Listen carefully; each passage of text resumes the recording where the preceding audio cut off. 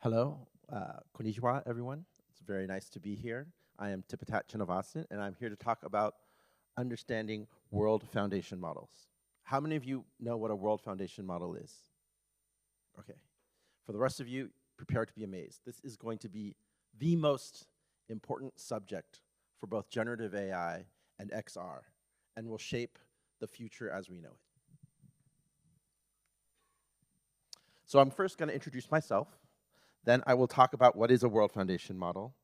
I'll go a little deeper, explain the different categories, and then the use cases of world foundation models. I'll talk about how world foundation models and XR benefit each other. Then I will showcase some of the leading examples, the leaders of world foundation models today, and then talk about some of the future development, the work that still needs to be done to improve them, to get them ready for the future. And then at the very end, we will do a Q&A. So my name is Tipatat. I'm general partner and co-founder of the Venture Reality Fund. I've been investing in VR and AR for over 10 years. We started this fund with the idea that virtual reality, augmented reality, and artificial intelligence, and what we called it at the time, we called it synthetic reality, but now people would call it generative reality. We're going to shape the future of computing. So now we've been the leading investor in early stage VR, AR, and AI. We have 2 funds currently with 100 million under management. We've looked at over 10,000 companies in this space and invested in 70 of them. And that includes some of the biggest gaming studios from Rec Room, Epic, Beat Games, the maker of Beat Saber, the most successful VR game of all time, but also leaders in generative AI like InWorld, and then Virtualytics and Apprentice. So covering both B2B and B2C. And we've had exits to Google, Meta, Apple, Niantic, and others. And so I hope you listen very carefully when I tell you that this is, world foundation models is the most important thing in XR and in AI right now. So what are world foundation models? So you can think about world foundation models as an engine that creates 3D interactive worlds. Just like how an LLM generates text, images, audio, video, world foundation models take a text or image input or a video input and generates a fully interactive 3D world. So you can kind of think about it as a game engine without a game engine. An AI game engine that doesn't need a team of programmers, doesn't need a team of artists. It just creates every image on the fly in real time. And most importantly, user input can change it and interact with it like a video game. So what are the key components of world foundation models? Well, first, it needs to understand the physical world. And this is true of video models as well. Right? From every frame, it needs to understand object persistence. It needs to understand what an object is, how physics interacts with that object. It needs to understand spatial relationships and dynamics, especially as the camera or the player moves in the space. It needs to understand cause and effect, that if you interact with objects, how do they respond?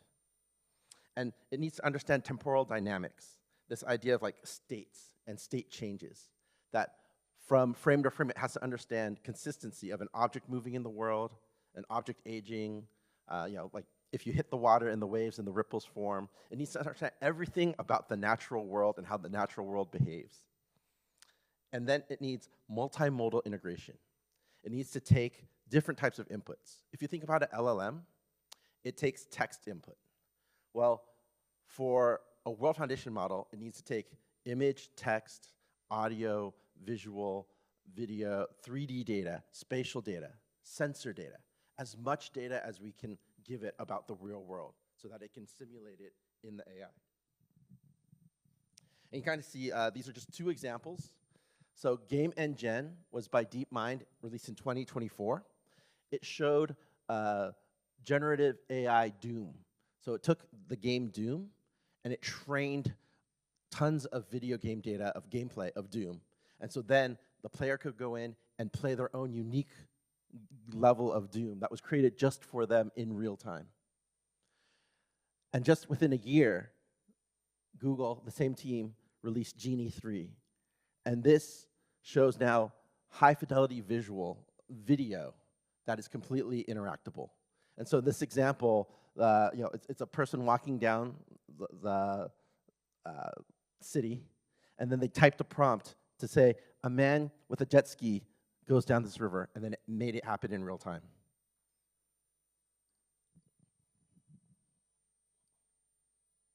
So right now, there's two types of World Foundation models, as we understand it.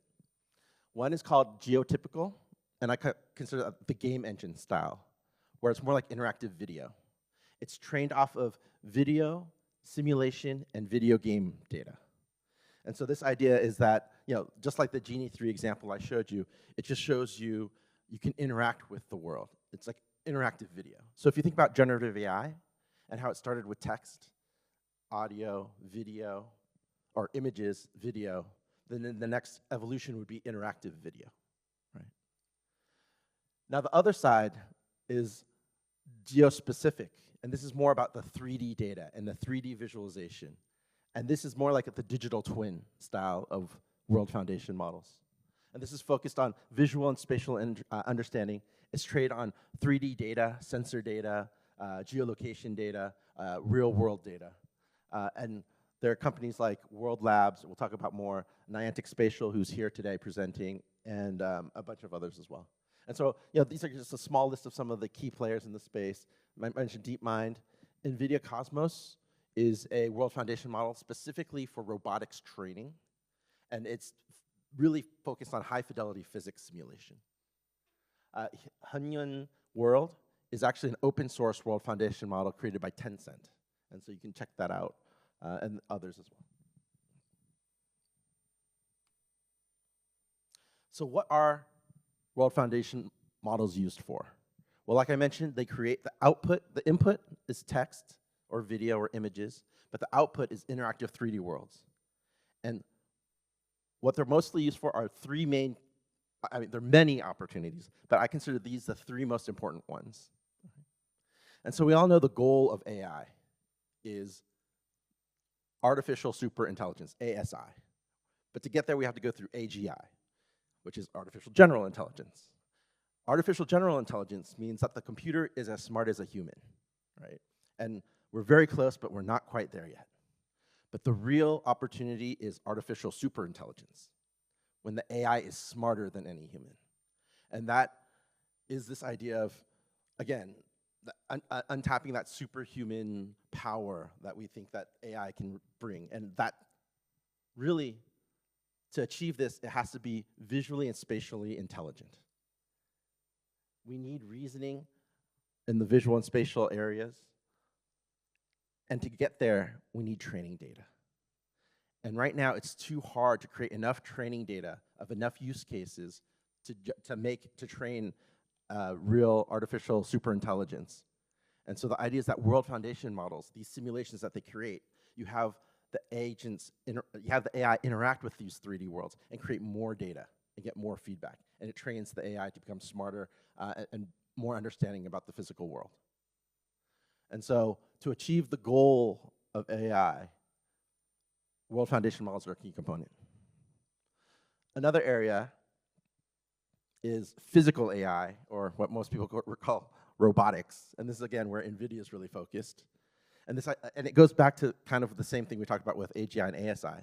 For robots to be more useful, they have to understand more situations. They need more training data. They need more simulations. And we know that in the past, like, simulations have been very expensive to build and code. And so now, if we can have a simulation, a bespoke simulation about a unique scenario created with just a simple text prompt, then the data set will be exponentially larger and easier to create, and so that the robots can go from training robot arms to self-driving cars, but eventually general-purpose humanoid robots. And lastly, the one that we'll cover a little bit more deep in depth here is the gaming and entertainment use cases, or going towards the holodeck for anyone that's a Star Trek fan. And right now, virtual worlds are being used as virtual sets for Hollywood movies. But the idea is, again, if you can prompt an interactive world, then you would make a game. You could make a game. And that idea of, like, Right now, to make a AAA quality game like Grand Theft Auto 6, it's a simulation of a city with a scripted narrative. It's taking over a decade and $2 billion and a team of at least 2,000 people to create this one game. And now, not right now, not today, but in the future, all of that work can be replaced potentially by generative AI.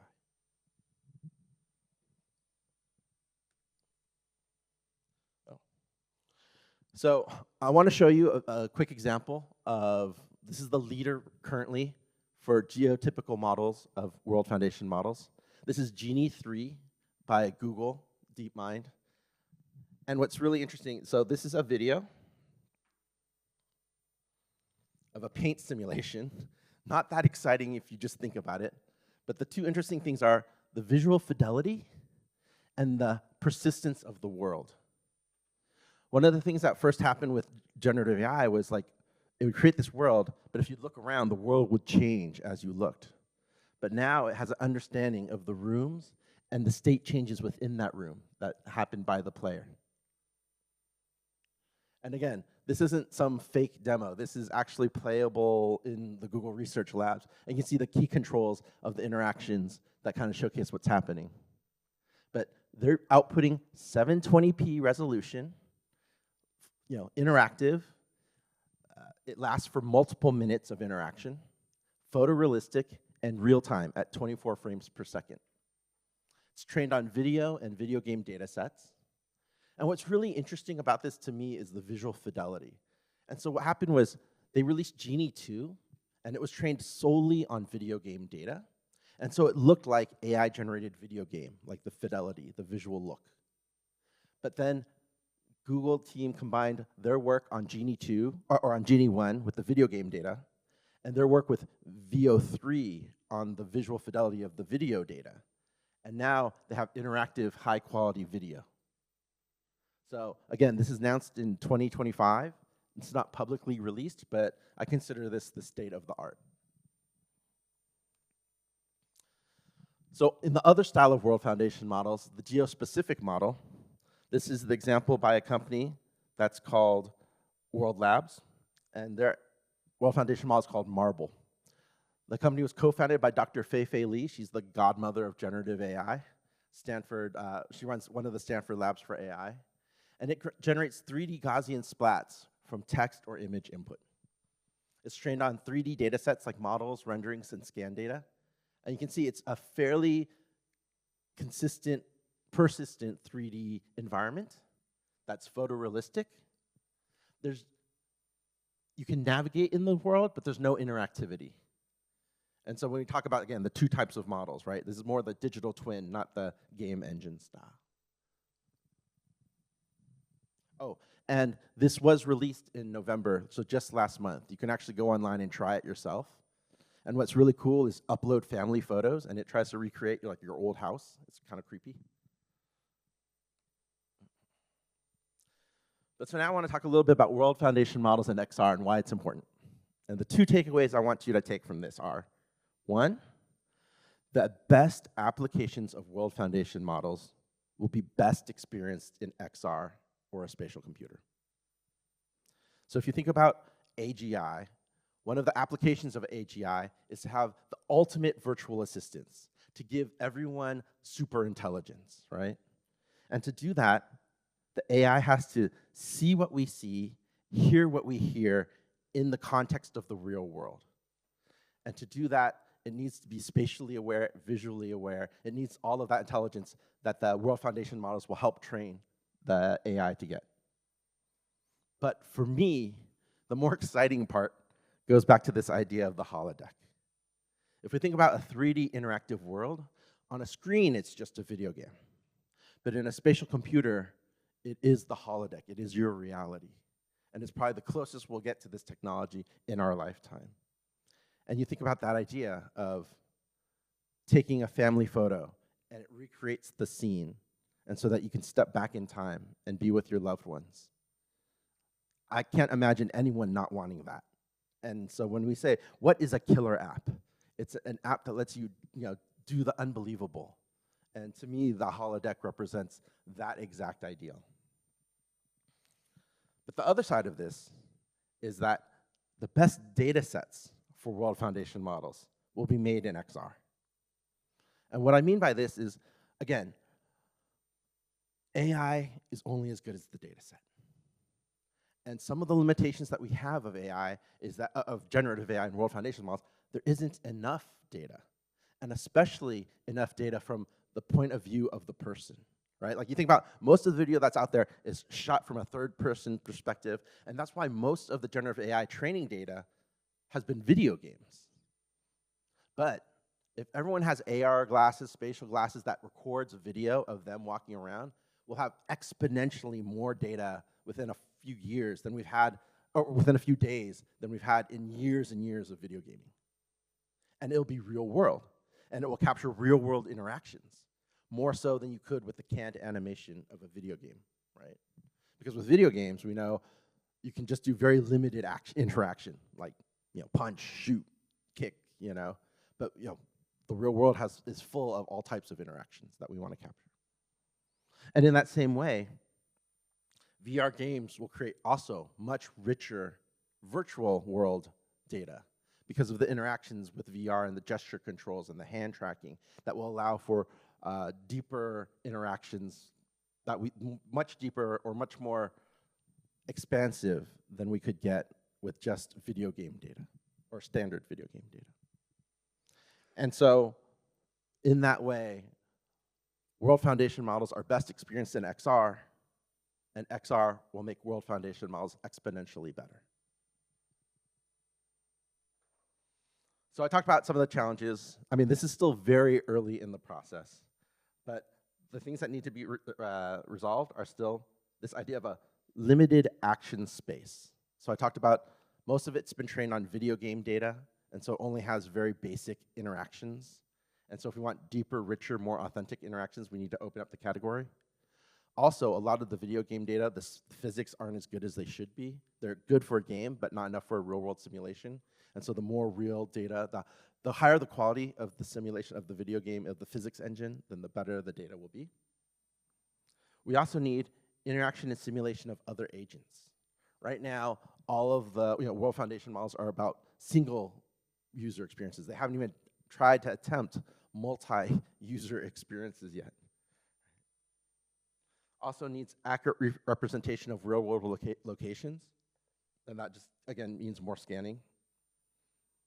Also, limited interaction duration. I mentioned that Google Genie 3 is the state of the art. It's about a couple minutes, like 15 minutes of interaction, but again, it needs to persist over infinite amount of time, potentially, right? And lastly, too, every single thing I've shown you hasn't really shown any human behavior. It's been more about modeling the physical world.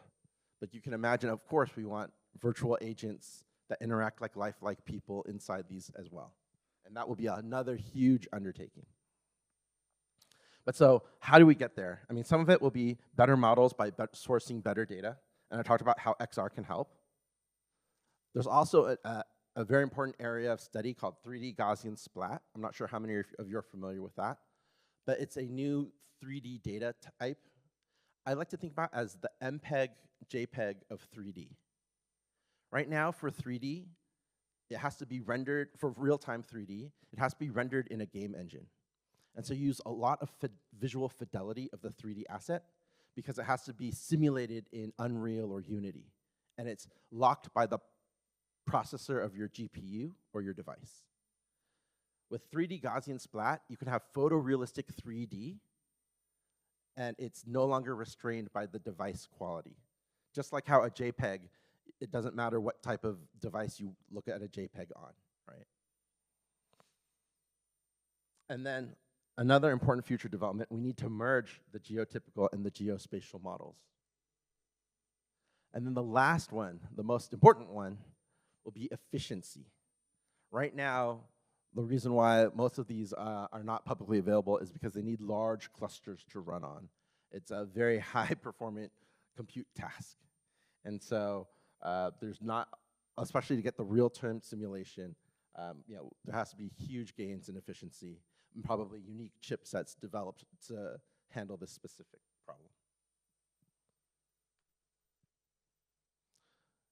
So what's really interesting, and I always love the Will Smith eating spaghetti, because you think about where AI was, this was just 2 years ago of this like monster Will Smith eating spaghetti with generative AI. And again, it has no real understanding of physics, some kind of understanding of persistence, no real understanding of like human behavior, how humans eat.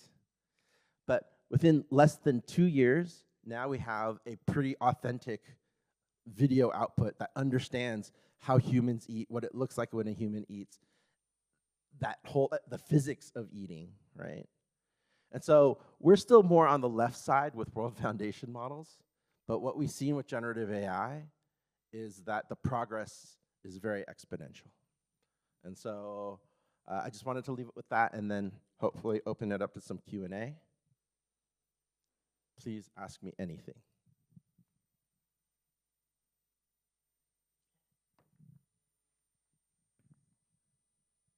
Please. That handsome gentleman in the back, what is your question? Hey, thank you so much. That was a great talk.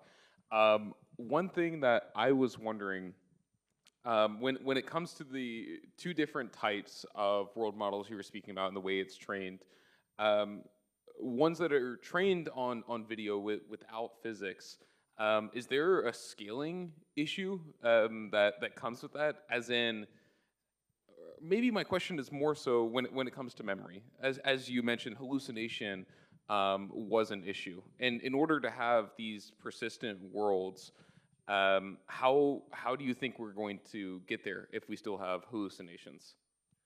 So I think part of it will be, like, as long as the hallucinations are reasonable, but this idea of saving state, right? Of like remembering and keeping a log of what's happening and how the world has changed, and then updating the world foundation model with those state changes. I think that's the approach that we've seen some academics already kind of tackle with video and some of these other things. That will probably be the right solution.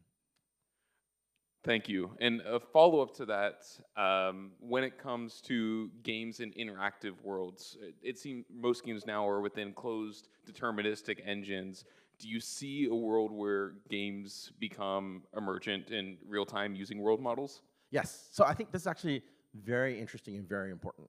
One of the problems, or I won't say what the problems, but one of the things that we've seen is that when there's a new technology, people always try to create what they already know in this technology.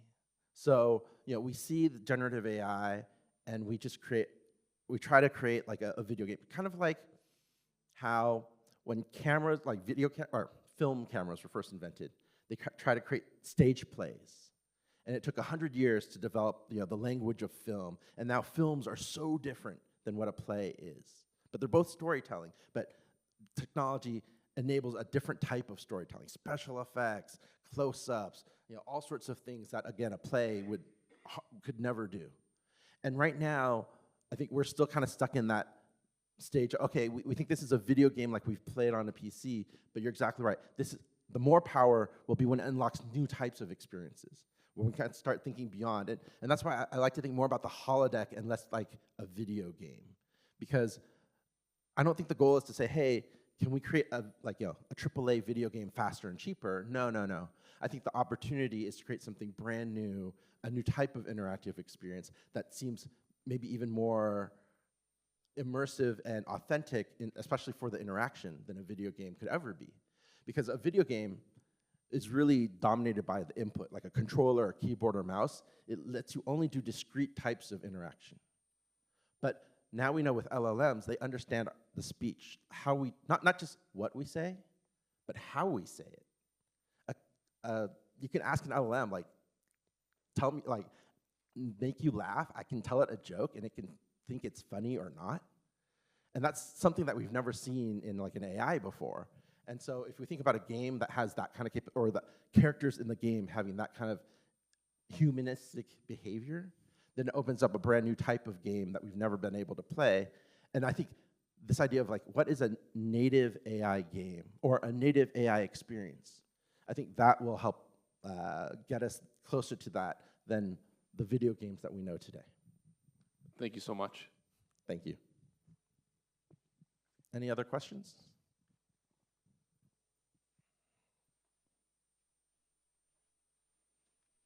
Sorry, I just realized there's no Japanese translation for any of that. So.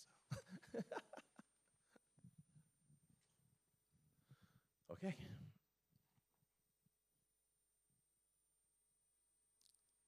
If there are no more questions, then I would just ask that you please follow me on X. I'm Tipatat, T-I-P-A-T-A-T. And if you have any startups that are working on XR, AI, and especially World Foundation models, please reach out. I'd be happy to talk to you. One last thing, what can I leave this with? How many of the companies here are startups? Anyone working at startups? I think my thought, especially about World Foundation models, it's still very early. I don't think, like some startups are trying to incorporate World Foundation models today, and it might be a little early for that, but I think it's important to have it on your radar to understand how it will change your workflow and how it should hopefully make things a lot easier for you to get your jobs done, but then hopefully more importantly, like I mentioned, open up new opportunities. And so you can kind of think about World Foundation models as a new type of engine for 3D that, again, it's like Unity and Unreal. If you want to use Unity and Unreal, you need to be a developer, you have to have artists, you have to have a team built around it. But with World Foundation model, again, it's more about understanding what the applications can be, and and experimenting with the technology, as opposed to a lot of the deep tech that you needed to access some of these older 3D engines. Okay? Thank you very much for coming to my talk. Arigato.